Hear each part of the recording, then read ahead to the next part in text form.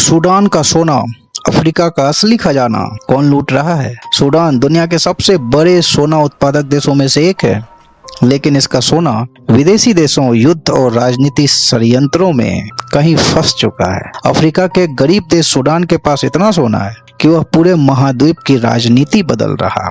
Sudan Africa का तीसरा और दुनिया का 16वां सबसे बड़ा देश है, जहाँ की राजधानी खार्तूम है। यह मिस्र, एरिट्रिया, मध्य अफ्रीकी गणतंत्र, चाड, लीबिया और दक्षिण सूडान से जुड़ा हुआ है। लेकिन हैरानी की बात यह है कि उस देश के लोग आज भी गरीब और युद्ध से जूझ रहे हैं, क्योंकि इस देश के सोने पर कब्जा जमाने की लड़ाई सिर्फ स्थानीय नहीं बल्कि दुनिया के सुपर पावर तक पहुंच चुकी है। सूडान में मुख्य धर्म इस्लाम है, जिसका पालन लगभग 97% आबादी करती है। इसके अतिरिक्त ईसाई धर्म एक अल्पसंख्यक धर्म है, जिसकी आबादी लगभग 5.4% है। सूडान की जनसंख्या की बात करें तो लगभग 5 करोड़ के करीब है। दोस्तों, आज हम बात करेंगे सूडान के सोने की दौलत और उसके पीछे छुपी विश्व राजनीति की, जिसमें है युद्ध, तख्ता पलट, विदेशी दखल और ब्लैक गोल्ड का खेल। सूडान दुनिया के शीर्ष सोना उत्पादक देशों में से आता है। हर साल 100 टन से ज्यादा सोना निकलता है, लेकिन मजेदार बात यह है कि इस सोने का 70% गैर कानूनी रूप से बाहर तस्करी होता है। आखिर कौन ले जा रहा है सूडान का सोना और क्यों दुनिया की महाशक्तियां उस देश में इतनी दिलचस्पी ले रहा है? सूडान में सोना सिर्फ पैसे की चीज नहीं, यह है पावर, सरकारें गिराने वाला हथियार और विदेशी देशों को घुटने पर लाने वाली दौलत। बात करते हैं 2019 की, जब सूडान में तख्ता पलट हुआ। सत्ता के लिए दो गुट खड़े होते हैं, सूडान आर्मी और रैपिड सपोर्ट फोर्सेज। दोनों के पास है हथियार, लेकिन एक चीज जीत तय करती है और वो है सोना की खाने, यानी जिसके पास जितना सोना, जीत उसी की। रैपिड सपोर्ट फोर्सेज रूसी वैगनर ग्रुप और सोने का गुप्त रिश्ता, जो वाकई दिलचस्प है। दोस्तों, अब आप सोचेंगे कि रूस की वैगनर ग्रुप कहां से आई? यही तो है दोस्तों पावर, और यही तो है सोने का खेल। जिसके पास सोना, सत्ता भी उसी की और दुनिया घुटने टेकने पे मजबूर। और यह हिस्सा सबसे धमाकेदार है, क्योंकि यही असल वर्ल्ड पॉलिटिक्स शुरू होती है। बात करते हैं आरएसएफ का एक गुप्त साथी, रूस का वैगनर ग्रुप।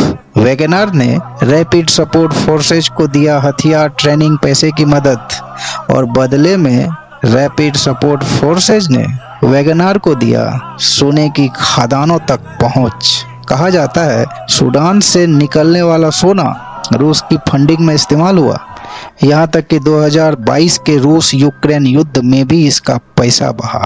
यह वही सोना है जिसे अंतर्राष्ट्रीय मीडिया रसिया सीक्रेट गोल्ड लाइफ कहती है। अमेरिका को डर था कि अगर रूस सूडान की सोने की खदानों पर कब्जा जमा लेता है तो वह अफ्रीका में अपना प्रभाव तेजी से बढ़ा देगा। इसके बाद अमेरिका ने रैपिड सपोर्ट फोर्सेज और वैगनर दोनों पर प्रतिबंध लगा दिए और सूडान सरकार पर दबाव बढ़ाया कि वह रूस से दूरी बनाए। लेकिन जमीन पर सोने का खेल कुछ और ही कहानी कह रहा था। यूएई और मिस्र की भी दिलचस्पी थी दोस्तों इस सोने में। वैगनर ही नहीं, गल्फ देश भी पीछे नहीं थे इसमें। यूएई का आरोप है कि उसने एसआरएफ को सोने के बदले ड्रोन और हथियार दिए। मिस्र सूडान की आर्मी को सपोर्ट करता है और यूएई ने ड्रोन और हथियार रैपिड सपोर्ट फोर्सेज को दिए। यानी दो अलग अलग फोर्सेज, दो अलग अलग देश सपोर्ट करती है, मगर जीत उसी की है जिसके पास सोने की ज्यादा खदानें। यानी सूडान सोने की लड़ाई का मैदान बन चुका है, जहां हर देश अपना मोहरा चला रहा था। सूडान की जनता, आपको शायद यकीन ना हो मगर ये सत्य है, सूडान की जनता कुपोषण, युद्ध, गरीबी, पलायन से जूझ रही है। लेकिन खदानों में हर दिन अरबों रुपए का सोना निकल रहा है, जो सीधा पहुंच रहा है रूस, यूएई और ब्लैक मार्केट तक। एक रिपोर्ट के अनुसार सूडान के ज्यादातर सोने की तस्करी गल्फ कंट्रीज यानी यूएई की ओर आती है, जहां इसे कानूनी बनाकर दुनिया में बेचा जाता है। और शायद आपको यकीन ना हो, लेकिन ये सत्य है, सूडान में 2000 से ज्यादा अनलाइसेंस्ड गोल्ड माइंस हैं। क्या आप यकीन करेंगे? जहाँ की जनता कुपोषण गरीबी की शिकार है, वहाँ सूडान में 2000 से ज्यादा अनलाइसेंस्ड गोल्ड माइंस हैं। खदानों से निकला सिर्फ 30% सोना सरकार को दिखाया जाता है, बाकी के 70% सोना गुप्त तरीके से, फिर चाहे वो यूएई को जा रहा हो या रसिया अपना वर्चस्व जमा रहा हो। रैपिड सपोर्ट फोर्सेज ने कुछ सालों में $2 बिलियन से ज्यादा कमाया सिर्फ सोने से। यह वही देश है जहां लोग एक वक्त का खाना तक नहीं जुटा पाते। जरा सोचिए, सोना जिससे देश को अमीर बनना चाहिए था, वही उसकी तबाही की वजह बन गया है।